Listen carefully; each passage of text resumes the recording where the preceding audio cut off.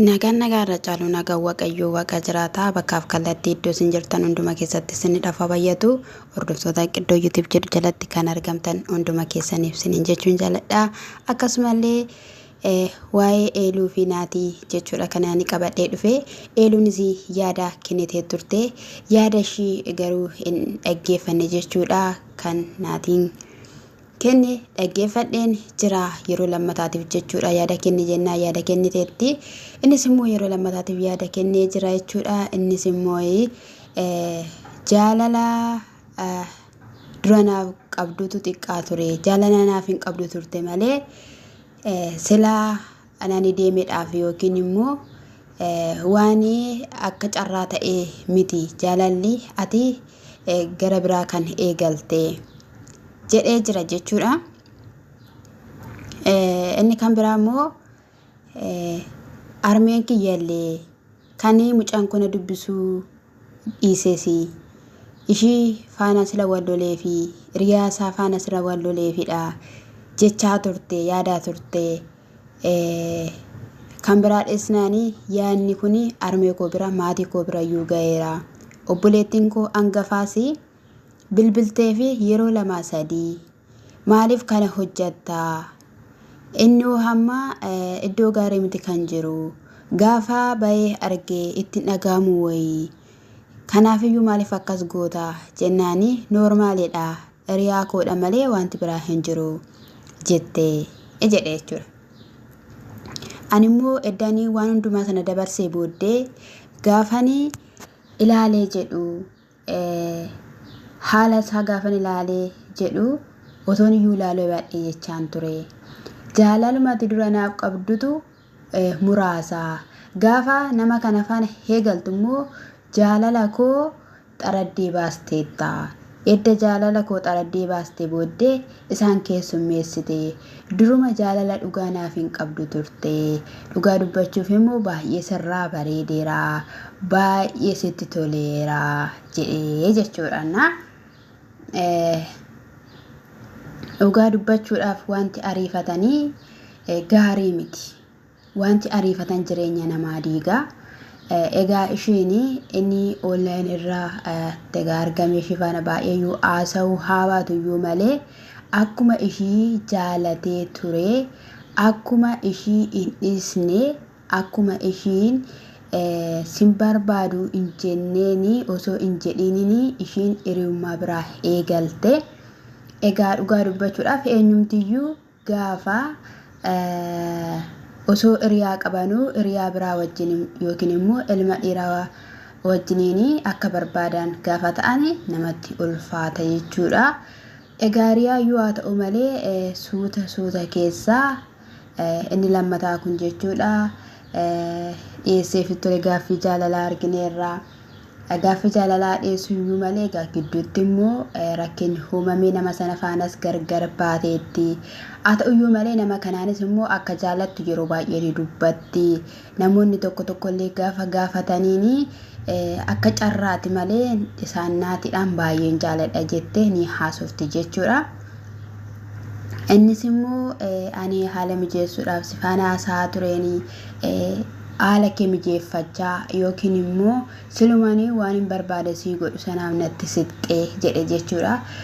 Namni garuu gaafa walirraa gargar ba'e osoo waan ulfaataa ta'e dubbachuu baates gaariidha jechuudha nama kanattis dhaga'amuu mala waan ta'eefi har'asii inuma si jaalatti osoo walitti deebitanii namatti tola walirraa bareeddu waan baay'ees waliin dabarsitaniittu waan baay'ee waliin dabarsitaniittu dhugaa dubbachuudhaafi kanaaf iyyuu osoo walitti deebitanii jaalala nama hundaati siniin jedha. Eeluunis immoo naati baay'ee si jaalatti atis illee akka jaalattu ni beekna dubartii addaati jabduudha cimtuudha jettee jirta jechuudha. Ishiinis illee kan si'iin argatte ni badhaate siin jettee jirti. Egaa si'iinis kan argatee ni badhaadhe atis illee akka dubartii cimtuu dubartii jabduu akka taatu abdii koodha yeroo kamiyyuu akkasitti badu hin barbaadu akkasitti toluun barbaada garuu wanti sun hin deebi'a jedhee hin yaadu. Wanti suni in deebi'a jedhee hin yaadu. Akkamitti si dandeessise waggaa 10 waggaa 5 waggaa 7 namni waleega dhaabbatee waleega. Ati garuu ariifatteetidha kan gara biraa deemtee in ariifatte waan ta'eef namni waleega miti jedhee jechuudha. Dhugaa dhagaa'ee namoonni durii baay'ee waleegu innarraamu egaa in ariifata kallattii garaagaraadhaan haalota hojii garaagaraatiinis kinoo haala kanadhaan namni yeroo gara biraatti jijjiiramu ni jira jechuudha. Dhugaa dubbachuuf namni yeroo baay'ee jechuudha saala lama ta'ee yeroo isiniin jedhu nama san fakkaatee faana jechuudha. Qaama san fakkaatee faana hojjechuu hin ulfaata jechuudha. Maaliif gidduutti waan nama qunnamu waan hin beekneef kanaafiyyuu egaa otoo akka hiriyaatti osoodhuma akka hojiidhaan waliin hojjetanuu gara jaalalaatti dhiyeessaniiru jechuudha. Nama sana faana yeroo isheen habaaboo kennituuf yeroo inni habaaboo kennuufi namatti dhaga'ama jechuudha. Isa kanadha kinoo har'ammoo gatii bakka jechuun gatii dhabduu nama taasisa jechuudha. Yeroo baay'ee immoo shaamarranii kan jaalattutti akkuma yeroo baay'ee jedhu kan jaalattutti heerumuurra kan ishii jaalatutti heerumuutu caala jechuudha. Gaa'elaa fi dhiira si jaalatutu caala. Dhiirati jaalattu osoo hin taane dhiirati jaalattu situ jaalate waan ta'eef boruun si gatee si dhiisee deema waan ta'eef inni si jaalatu garuu yeroo kamiyyuu si dhabuu hin barbaadu. Gaafa kamiyyuu si dhabuu hin barbaadu.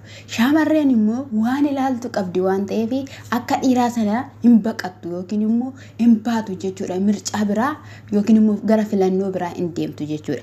Kanaafiyyuu maal ta'uutu barbaachisa? Dhiira si jaalatu. Shaamarran dhiira si jaalatu filadhu. Dhiira si hin jaalanne duukaan kaatiin.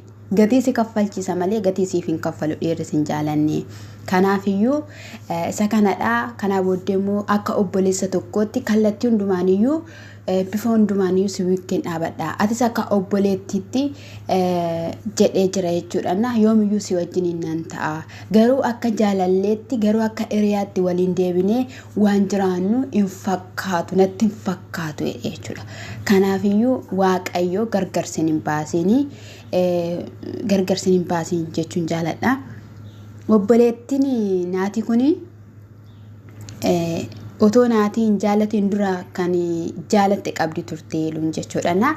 Guyyaa tokko inni biyya biraarraa dhufee jechuudha. Innis Itoophiyaa keessa gara biraa hojjetanitti fakkaata yeroo sana viidiyoo isaanii keessa yoo seentanii hin argattu dhufee akka hoteelatti eeluudhaan argee duuba deemte obboleettiin naati akka carraa ta'ee argitee viidiyoo akka waraabde ni yaadattu dheena yaada jechuudha. Yeroo sana xiqqoo walitti bu'iinsi uumame garuu immoo baay'ee gaddee ture jechuudha. Yeroo sanas obboleettuma isaatu taragaaggaasise yookiin immoo tasgabbeesse. Ammas immoo ishumatu maaliif akkana goota ta'ee ishumatu gaafateef jechuudha. Yeroo tokko beektu namni wantoota garaagaraa yeroo namarratti arge nama tuffachaa wanni ta'ama jechuudha. Waan hundumattiyyuu ariifachuun barbaachisaa miti. Ji'a 7 dhagaa'ee ishinillee dhufaa jettee dubbattee turte dhufee yeroo inni dhufe naannoo yeroo mo'etteellee biraankii irratti dubbattee turte. Kinoogaa osuma akkas jechaa jirtu immoo hiriyaa afaan hojii hojjettu sana afaan ammoo jaalalamuu jalqabanii innis hin taaneef jaalalli ishee sunis hin kufee. Kinoo namni kun immoo har'a yeroo dhufutti immoo baay'ee lapheen koona cabe baay'een gaddee humnaa holan gaddee ammana kan hin jedhamuun sitti gaddee sirraa kana hin eegu sirraa kana hin barbaadu ture. Ani si'iidhaanii haadha manaa koo haadha ijoollee kooti naaf taate jedhee namni ol si keewwadhe lafa si keewwadhetti garuu si'in sin agarree si'in lafa biraattan si argee ati na xiqqeessiteen si argee ati na dhiisteen si argee ati na buusteen si argee. Sitti haa tolu, siif haa mijatu, siif haa guutu, sitti hir'ateeni, badii kee dhaga'uun barbaadu. Hin boo'ini yeroo viidiyoo hojjettu immoo hin boo'ini, hin gaddiini, sirraa boo'ichi hin bareedu, sirraa gaddi hin bareedu. Wanta ati boochuuf tokkollee hin jiru. Kun immoo sin boochisuusi. itti yaaddeeti waan ta'eef karoorfatteeti waan ta'eef boota sumayyuu hin qabdu. Kanaaf iyyuu immoo armeen koolle sababii kanadhaan gadditeetti. Ani garuu haala mijanni keessan ture. Warri immoo hin dhiiste situ dhiise naan jettanii ani ishii hin dhiisne. Ishiitu na dhiise ani ishiin dhiisne waan kaayyeffanne waan karoorfanne qabna turre. Waan kaayyeffanne waan karoorfanne qabna turreeyyuu dhimma qalabatii irratti immoo situ balleesse qalabatis maaf hin godhin naan jettanii dhimmi qalabatis immoo walii galleerra qalabatii immoo waan sirreessinu sana waan qabnuuf edda kun ta'ee booddeedha jennee walii galleetu isas irratti dubbanneetu osoo hin qalabatii hin godhiifini bahe amma dhimma qalabatii miti dhimma honneeti yoo jedhu dubbate jechuudha. Baasawii jechuudha namni tokko qalabatii salaa hidhatee miti joo qalabatii miti mee qalabatii miti namni qalabatii hidhatee waan baay'ee godha waan baay'ee balleessa. Maqaa mormaatti hidhatee waan baay'ee balleessa garuu jaalala dhugaadhaan gaafa onnee keessatti hidhatanii isatu caala jechuudha. Yoo nama tokko jaalatti ta'e bakka lapheen keessuni nama sanaarraatiin kan hafe nama biraa namni biraa akka wanta biraatti akka kunoo wanta biraatti sitti mul'ata jechuudha. Akka wanta biraatti natti mul'ata karaa mataa kooti jechuudha. Hiriyaa qabda jettanii hiriyaa qaba garuu isaan hala isaan ala jechuudha. Bafusum isaan ala dhiira biraan ilaalu. Nan jaaladhe mootoon taane na jaalate. Inni si jaalate immoo gatii si kaffala dirqamaa jechuudha. Ati gidduu kanatti garuu bakka ati si jaaladhuguma namni sun na jaalateera jettee waani akka nama sanaatti jaalachuu qabda. Innis akka miidhamnetti akkuma inni jaalala sii qabu atis jaalala qabaachuu fi qabda jechuudha. Isa biraa jaalala dhufee taanaan dhugaan sin jedhe gammachuu shakkiin hin jiru. Eessaan bahe eessaan galeen hin jiru. Ollaan irra jira moo ollaan irra hin jiru. Bakka amantee addate amantee boontee wajjin hin jiraata jechuudha. Isa kanadhaan sin jedha qimamoota mana madaamii qimamoota mana madaamii sin jedha galgalli keessanaa bareedu galgalli keessanaa bareedu dhumni keessanaa bareedu dhumni keessanaa bareedu dhiirasa kana osoo hin taane tuttuquu osoo hin taane tokko kan keeti kan jedhe rabbi gara keenya haa fidu malee asiin bahee achiin bahee na dhiisee deemee na dhiisee kana ta'e waaqayyo namarraa fageessu siniin jechuun jaaladha. Egaayii kaaniin ani qabadhee dhufee naatii fi eliyyeedha. Eliyyeen illee jabduudha dhugaa dubbachuudhaaf cimtuu namaati jechuudha. Faa kan jettuudha qaxalee namaati. Asumaan immoo jechuudha sellachuuf iyyuu guyyaan sinii jira yeroon sinii jira saatiin sinii jira yoo carraan keessa yoo ganamni keessanii jechuudha rabbirraa dhufee kuni ati eeluudhaaf yoo siin jedhe naati. Naatiin immoo kan eeluuti yoo jedheera ta'e maaltu haa ta'u maaltu cabsitanii darbitanii inuma wal fuutu inuma tokko taatu walitti sinaa deebisu walirraa bareeddu. Asumaan illee naatiin illee bareeddeettaa siin ibsa jechuudha. Naa bareeddeettaa kan abbaa mana kiyyan dhagayin dhugaa dubbachuuf bareeddeettaa qinni jetteettaa qal'atteettaa fuula keessa illee bareeddeettaa firiizii keessa immoo eeluun sirraa haaddasana deebiftee magarsiisteettaa inna baay'ee namatti toltu shaashan baay'ee jireenyi keessan haa bareedu walitti immoo sinaa deebisu tokko sinaa godhu goomattuu waliin dhooftu waliin rukuttu sinirra haa rukutu siniin jedha fedha waaqa miti jaalattoonni lamaan akka gargar baanii jechuudha. Fedha namaa fi fedha diinaati.